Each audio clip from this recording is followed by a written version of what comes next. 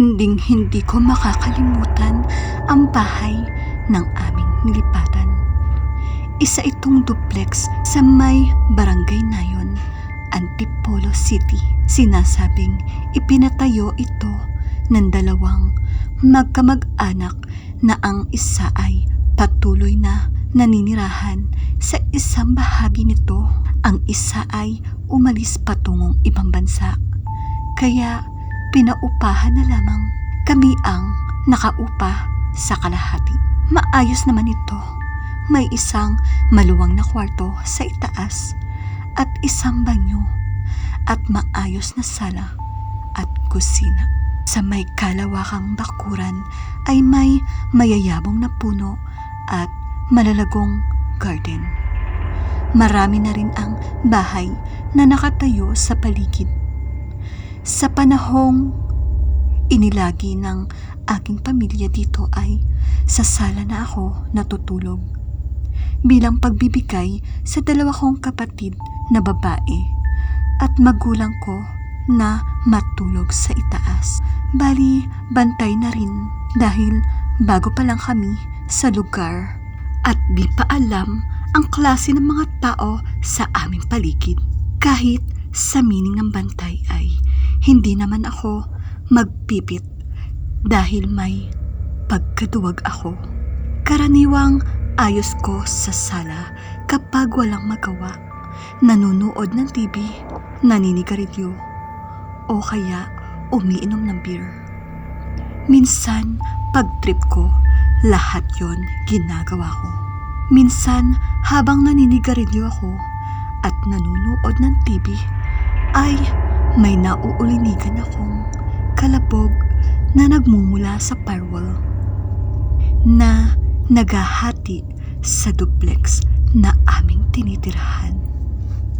Hininaan ko ang volume ng TV sa pag-aakalang galing lang doon.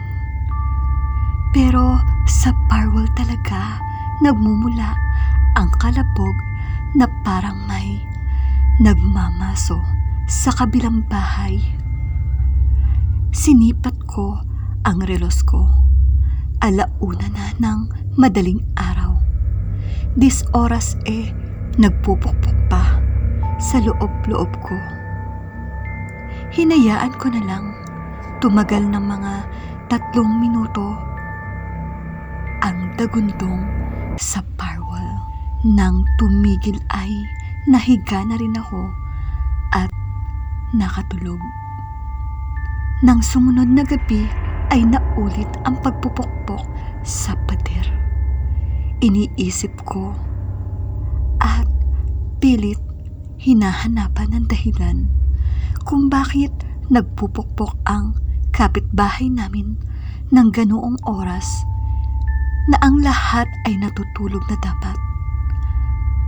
Pero wala akong maikatwiran.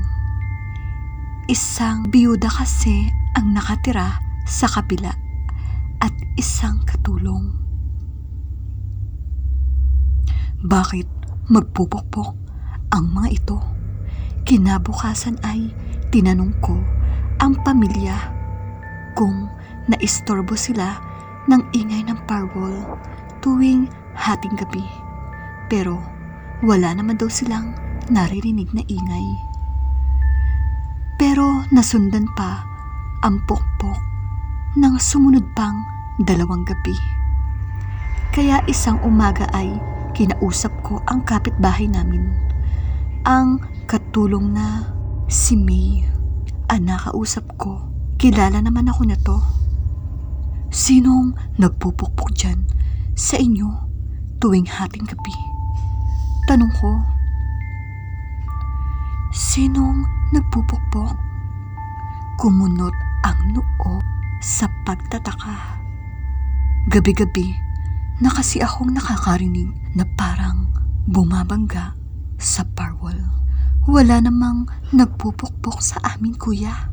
Pakli ng katulong. Lumabas ang matandang babaeng may-ari ng front door ng bahay. Nakatingin sa amin. Bakit? Ano yon? Tanong nito. May naririnig daw po siyang pumupukpok sa parwall tuwing gabi. Sagot ng maid. Tuwing hating gabi po. Paglilinaw ko, natigilan ang matandang babae. Papasokin mo muna. Tugon ng matanda. Pinapasok ako sa loob ng bahay at isinalaysay sa akin ng matanda ang isang kwento na labis nagpatindig sa aking balahibo. Mayroon daw itong anak dati na maglalabing-5 taon lamang. Namatay ito dahil sa brain cancer. Nagkaroon ng malignant tumor sa utak at huli na nang ma-diagnose.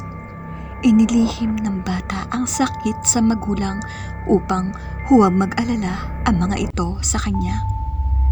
Tiniis ang sakit at hirap na dala ng ganong sakit. Ipinakita sa akin ng matanda ang picture ng bata.